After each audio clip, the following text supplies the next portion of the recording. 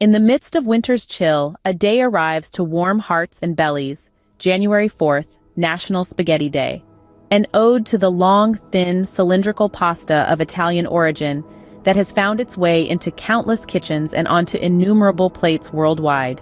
This day, tucked neatly into the first week of the new year, is a tribute to spaghetti's versatility. From the classic tomato and basil to the daring fusion recipes, there's a spaghetti dish that tickles every palate. But why January 4th?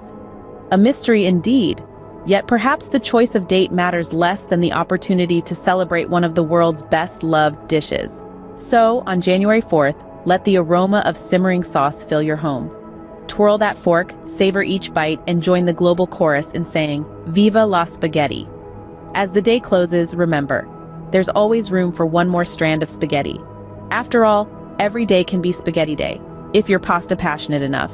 And remember, whether it's January 4th or any other day of the year, the best spaghetti is always the one shared with someone you love.